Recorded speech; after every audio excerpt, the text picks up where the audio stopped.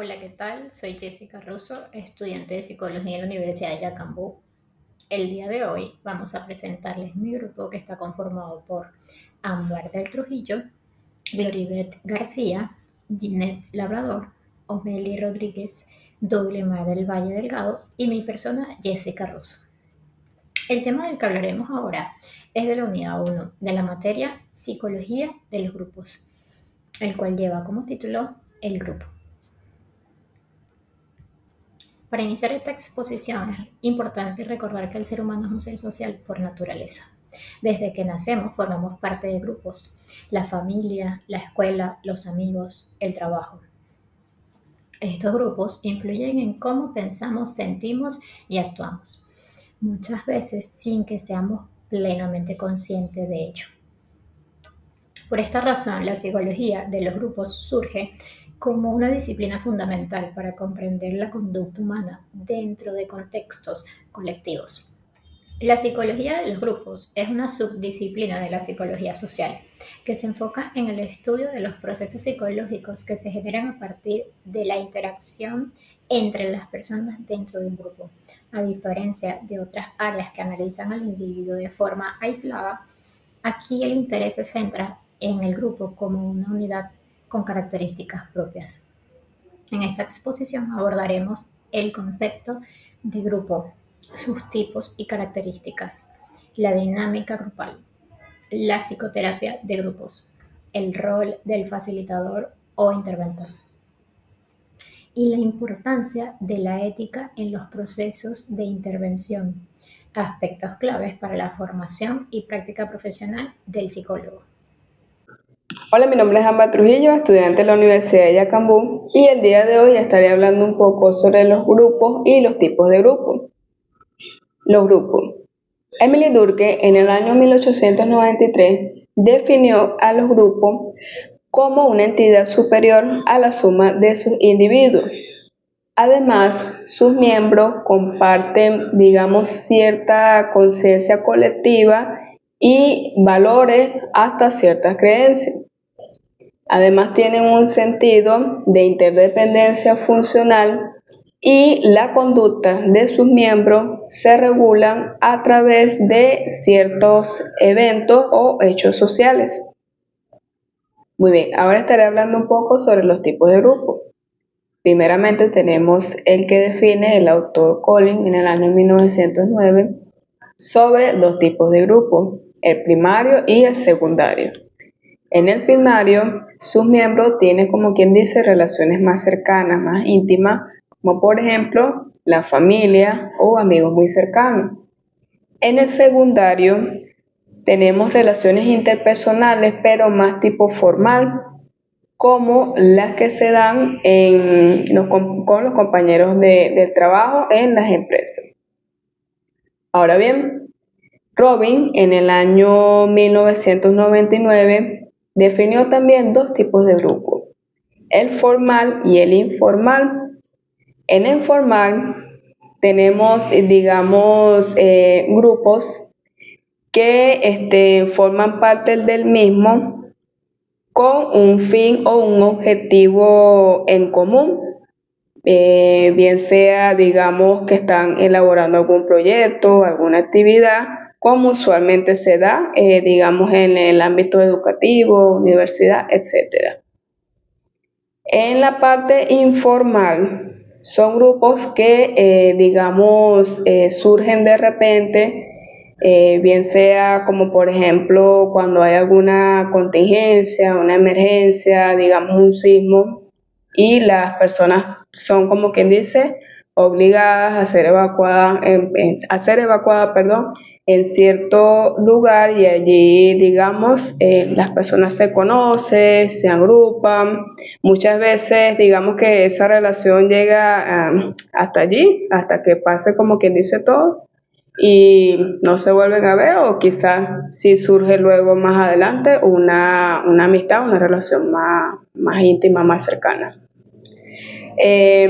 Por último, tenemos a Taffer entre el año 1970 y 1980. Él habló igualmente sobre dos tipos de grupos, el endogrupo y el exogrupo. En el endogrupo, las personas, o más bien sus miembros, están, como quien dice, o forman parte de todo este grupo porque tienen, como quien dice, creencias en común o estilos de vida en común. Un ejemplo bastante latente sobre este tipo de grupo son los conocidos, digamos, emo, góticos, entre otros. ¿Ok? Y también están los exogrupos, digamos que sería como quien dice la parte contraria. Ellos no forman parte de los endogrupos. Y bueno, eso sería como quien dice, en términos claros, no forman parte de toda esa creencia o estilos de vida del anterior. Bueno, hasta aquí ya llegó con mi explicación. Espero que sea de mucho provecho toda esta información. Y bueno, me despido por acá. Ya en la siguiente lámina estaré hablando mi compañera. Buenos días, mi nombre es Gloria B. García, estudiante de la Yacambú del quinto trimestre de Psicología. Mi punto a tratar es de la característica de los grupos. La conciencia de los grupos hace referencia al reconocimiento que tienen los individuos de formar parte de un nosotros, diferenciándose de otros grupos. Esta conciencia colectiva permite que los miembros perciban como una unidad psicológica con identidad compartida.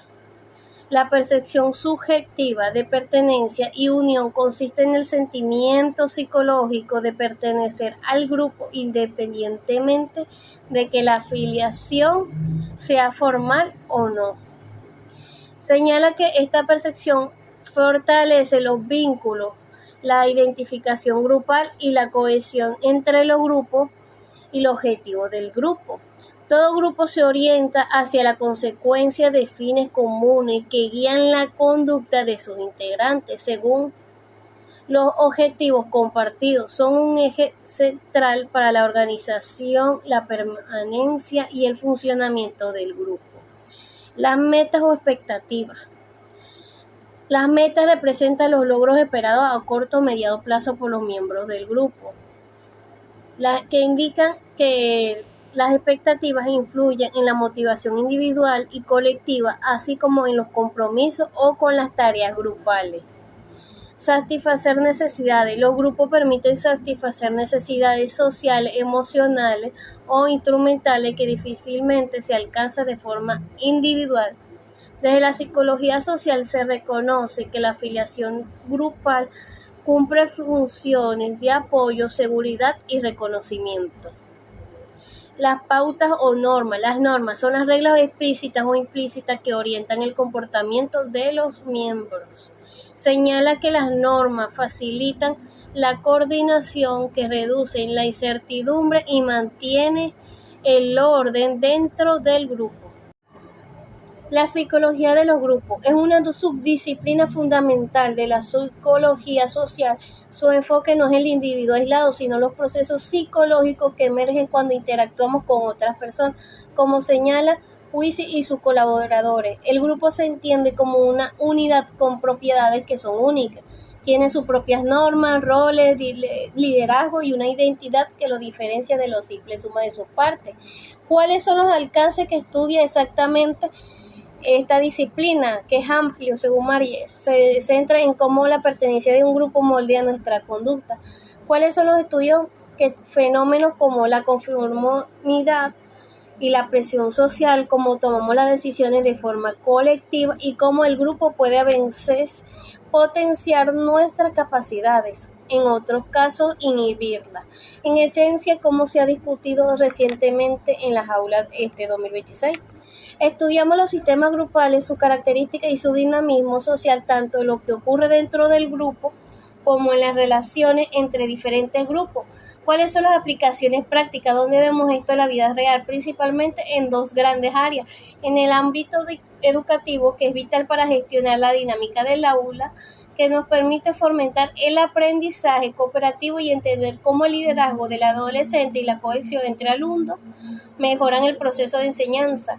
En el mundo de la organizacional, es la herramienta clave para optimizar equipos de trabajo, ayuda a mejorar la comunicación, resolver conflictos internos y fortalecer el liderazgo, buscando siempre un equilibrio entre la productividad y el bienestar de los trabajadores. La psicología de los grupos nos enseña que somos seres profundamente sociales, que comprendemos esta dinámica, no solo explica por qué nos comportamos como lo hacemos.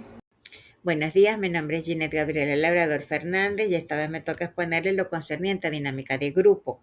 Primero es importante entender que estamos manejando por dinámica. En lecturas con Pérez podemos interpretar de que la dinámica cuando se trata de grupo no se reduce solamente a los juegos, a las actividades que hacemos, sino que tiene que ver con ese conjunto de fuerzas y procesos de interacciones que se generan en sus miembros y que producen cambios en su funcionamiento de estructura y relaciones internas. Es decir, que la dinámica cuando se trata del trabajo en grupo tiene que ver con aquel proceso o aquellas transformaciones que se esperan que logren los miembros que pertenecen a este.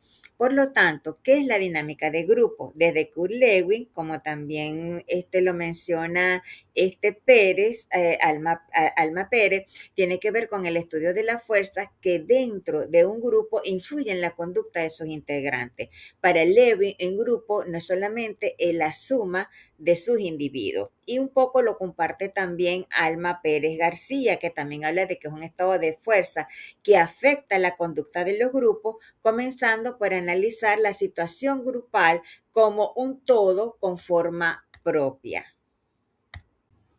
Continuando con el tema de lo que es la dinámica de grupo, acá nos vamos a adentrar a los tipos de dinámica de grupo según lo clasifica Pérez. Ella habla de que hay una dinámica interna y una dinámica externa. Y por supuesto la dinámica interna, como bien lo dice su nombre, hace referencia a los procesos que se generan al interior de los grupos, tales como la atmósfera grupal, que puede ser muchas veces democrática o puede ser agresiva, etcétera, ¿no? La comunicación, el control social, la participación y la identidad o sentimiento del nosotros y la definición del papel general. Aquí entran lo que son los roles y el liderazgo. Y la dinámica externa, que está muy relacionada con el contexto social, que incluye las condiciones económicas, culturales y sociales que rodean al grupo. Acá tiene que ver mucho con la relación que tiene el grupo con otros grupos, las instituciones y las normas y exigencias externas que rodean al grupo. Continuando con mi persona, Ginette Labrador, ahora voy a adentrarme en lo que es la psicoterapia de grupo y un entendimiento de las lecturas de lo que fue Jiménez, citado por el doctor Fumero en clase, y de Bianco y Merle, es que es un proceso interpersonal consensuado de alguien que busca ayuda porque por sí sola no puede resolver ciertas situaciones que le afectan o le hacen sufrir. Y ese profesional está preparado como psicoterapeuta. Es una persona que está entrenado, que se ha formado para ser psicoterapeuta. Es importante entender que la psicoterapia puede ser individual y grupal y que va a depender del enfoque terapéutico que adopte el psicoterapeuta. Y pasa por una serie de procesos. Primero, el psicoterapeuta recibe al consultante, lo atiende o refiere si ve que no es de su competencia, analiza la situación, selecciona la terapia, hace el encuadre terapéutico, hace las sesiones y evaluaciones y siempre da un cierre lógico y psicológico. Continuando con mi persona, Ginette Labrador, es importante ahora traer a la mano lo que es el propósito y los fundamentos de la psicoterapia. Como bien lo explicó el doctor Fumero en clase, el propósito de la psicoterapia es modificar aquellas conductas que producen sufrimiento y de las que el individuo no puede librarse por sí sola mediante la intervención de un profesional formado en el área. Es importante tener en cuenta que los fundamentos de la psicoterapia es un proceso interpersonal basado en el lenguaje que permite la construcción de significado y el cambio terapéutico, el sustento teórico y conceptual que explica el origen, el mantenimiento y resolución de los problemas psicológicos, el rol del profesional del terapeuta definido por su formación, competencias y características específicas de intervención, el carácter individualizado, ajustado a las necesidades, contexto y objetivos de cada persona, pareja, familia o grupo, y el terapeuta elige uno o varios modelos teóricos para poder hacer la intervención. Y mi persona, Ginette Labrador, cierra con la presentación del modelo de funcionamiento de psicoterapia. Este modelo parte del siguiente proceso: teoría más técnica más relación terapéutica es igual al cambio psicológico. De modo que el modelo de funcionamiento de la psicoterapia, según Fumero, en clase, es un proceso relacional y dinámico, no solo técnico. Se sostiene en la relación terapéutica guiada por un modelo teórico. El cambio surge de la interpretación entre teoría técnica y comunicación terapéutica. Según el Manual de Psicoterapia 2017, la psicoterapia no se reduce a la aplicación mecánica de técnica, sino que se constituye un proceso dinámico, relacional y ajustado a las características del consultante. A modo personal, mi reflexión aquí es que lo central no es la técnica en sí, sino cómo el terapeuta la utiliza dentro de la relación con el usuario. Hola, me llamo Omeli Calore y mi tema a tratar es el facilitador o interventor de grupos. El facilitador no es un jefe ni un juez, es un profesional que utiliza sus conocimientos y habilidades para ayudar a un grupo a alcanzar sus objetivos y mejorar su funcionamiento interno, sin tomar el control de las decisiones del colectivo. Definición del rol. El facilitador es un agente externo o interno que interviene en la dinámica grupal para guiar los procesos. Puede ser el que se asegura en el grupo que siga la estructura y la metodología adecuadas. Se mantiene objetivo sin tomar partido en conflictos personales o imponer sus propias opiniones sobre el contenido. Y fomentar la participación, crear un ambiente seguro para que todos los miembros se puedan expresar. Funciones principales del interventor. Empecemos por el diagnóstico. Identificar qué está bloqueando al grupo. Puede ser falta de comunicación, roles mal definidos o conflictos ocultos dentro de él. Regulación. Se habla de regulación cuando se dice moderar las interacciones para evitar que una sola persona domine la conversación o que surjan agresiones dentro del grupo. Espejo. Devolver al grupo una imagen de lo que está sucediendo. Ejemplo, que el grupo está muy callado o no toma una decisión. ¿Qué está pasando? Cierre y evaluación. Ayudar al grupo a aterrizar conclusiones y evaluar los avances logrados durante la sesión. Competencias y habilidades necesarias de un buen interventor. Escucha activa. No solo es oír palabras, sino captar el lenguaje no verbal y las emociones. Cuando hablamos de empatía, hablamos de la capacidad para conectar con las necesidades del grupo sin perder la objetividad. Y la flexibilidad, adaptarse si a la dinámica del grupo cambia repentinamente o surge una crisis inesperada. El manejo del conflicto, muy importante. Herramientas para transformar una discusión destructiva a oportunidad de crecimiento. Saludos, soy Dougly Mar Delgado y en esta oportunidad les voy a hablar sobre la ética del facilitador. Todo profesional debe tener herramientas o técnicas para guiar a un grupo, pero así también debe tener principios, valores e integridad que guíen el comportamiento de ese grupo para así asegurar que el proceso grupal sea justo, transparente y productivo. Otra definición importante a acotar es la impartida por la Internacional Asociación de Facilitadores de 2004, en el cual nos habla de su código de éticas. Se divide en valores fundamentales como la participación informada y la gestión de procesos con honestidad. Ahora bien, hay importantes roles que debe de cumplir el facilitador, que son los principios éticos fundamentales y las responsabilidades del facilitador. En cuanto a los principios éticos, son aquellos valores que van a guiar en cuanto a las acciones que va a hacer el facilitador. Entre esos puntos tenemos la neutralidad, que no es más que la importancia que va a tener el facilitador de ser imparcial, de que todas las voces tienen que ser escuchadas y valoradas por igual. En cuanto a la confidencialidad, el facilitador debe de respetar toda información impartida en las sesiones, que lo que se diga en las sesiones se quede en las sesiones, porque los participantes van a hablar de temas personales, profesionales, de su labor, de su ámbito laboral. En cuanto al respeto y la autenticidad, es importante respetar lo que son las opiniones y perspectivas de cada integrante. En cuanto a la autonomía del grupo, es importante promover que el facilitador promueva lo que es la toma de las propias decisiones y que lleguen a acuerdos del mismo grupo. En cuanto a la apariencia y honestidad, deben de ser honestos en lo que es las capacidades y los límites y los propósitos de la facilitación.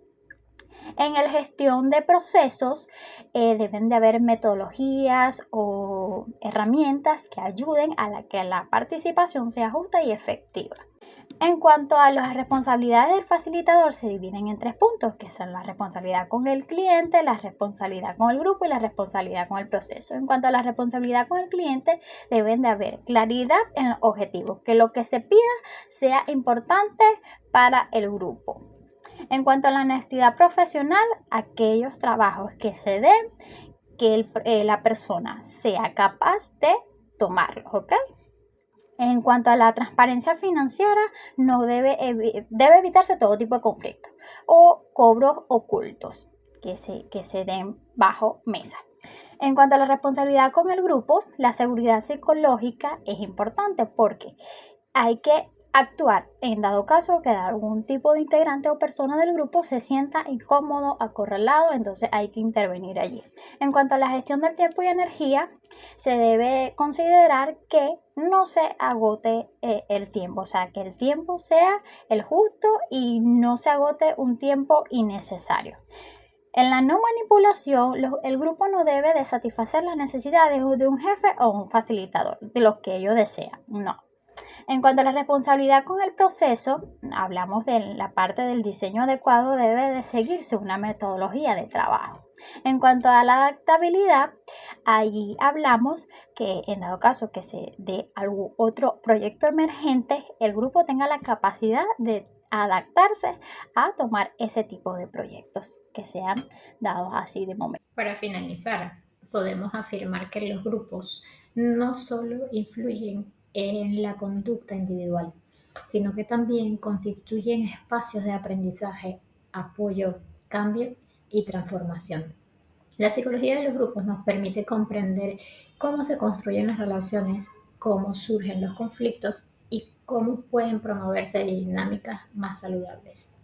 Asimismo, la intervención grupal y la psicoterapia de grupos requiere de profesionales formados, éticos y conscientes de su rol como facilitadores de procesos, respetando la autonomía del grupo y promoviendo un clima de respeto, participación y bienestar colectivo. Muchas gracias.